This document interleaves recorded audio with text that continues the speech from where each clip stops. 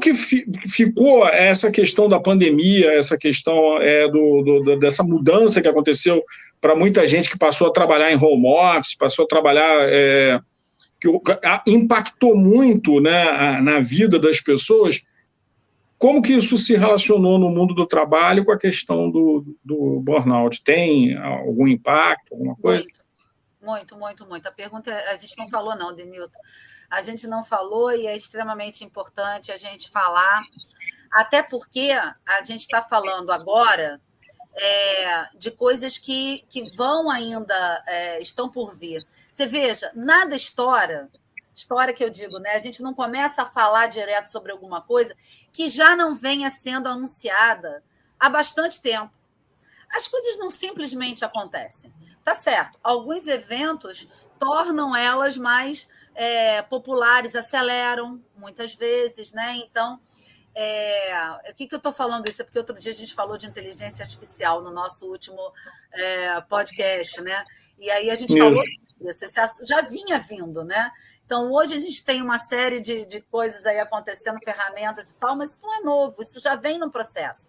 E, da mesma forma, o burnout que ele surge, né, então, na década de 70 nos Estados Unidos, e ele já vem sendo falado há mais tempo aqui, e na pós-pandemia, sim, ele realmente ele aumenta, e essa configuração que a gente tem hoje do ambiente de trabalho, quer seja do home office ou do híbrido, ela aumentou. Mas por que aumentou?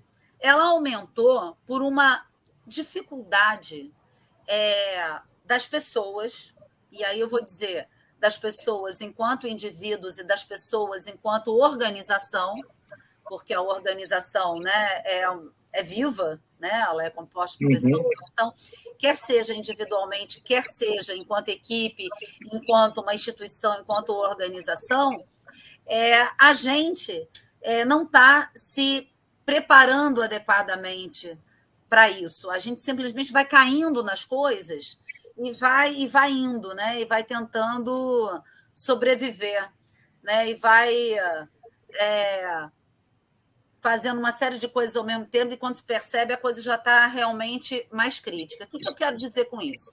A gente precisa estabelecer limites. Veja bem, essa questão que você colocou, Demilton. Quando a gente vai trabalhar, a gente sai do nosso ambiente pessoal, a gente vai para o ambiente, né, de trabalho, quando a gente trabalha presencialmente. Então, isso já faz uma ruptura, uma quebra. Eu não tenho como estar lá no ambiente de trabalho se não for pelo telefone ou, né, pela rede social, né, pela internet, resolver alguma coisa.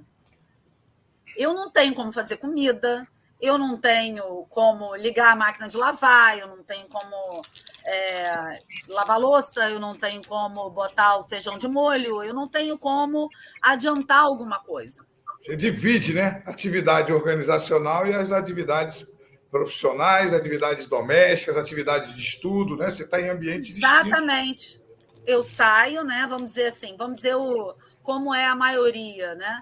Eu saio de manhã, volto à noite, no final do dia, ou mais tarde ainda, quem vai para alguma faculdade, vai estudar, vai para alguma outra atividade, e volto só de noite. E aí, ou eu vou ligar a máquina no final de semana, ou eu vou ligar às 10, 11 horas da noite, enfim. Mas em casa, a coisa se misturou. E ela se misturou em várias situações. Ela se misturou porque a pessoa que trabalha em casa se misturou à rotina da casa, e aí eu digo ao cachorro, papagaio, periquito e criança e idoso, e, né, a toda uma estrutura que já existia ali, que você não estava ali. Então, é muito difícil, às vezes, até as pessoas te respeitarem quando você está em casa trabalhando. Por exemplo, né, assim, eu atendo, né, também no online, né, como psicóloga, enfim, e atendo, né, às vezes de casa. Minha filha, outro dia, esqueceu a chave.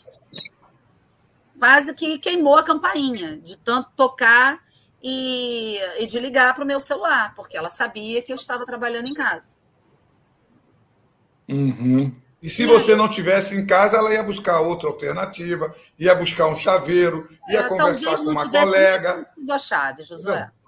Não, e também teria que buscar alternativa. Vou ao chaveiro, vou na casa de um colega ficar, vou pedir um amigo, entendeu? E você, que estava no meio de uma atividade, e muitas vezes uma atividade extremamente exaustiva, teve que fazer uma ruptura naquela atividade, ir para resolver uma outra coisa e voltar quase que simultaneamente, né? A gente diz que física, o corpo não ocupa 2 lugares ao mesmo tempo, mas intelectualmente a gente consegue fazer isso. Você está pensando em 2, 3, 4, 5 coisas. Inclusive, eu vi aqui uma colocação que você também fez.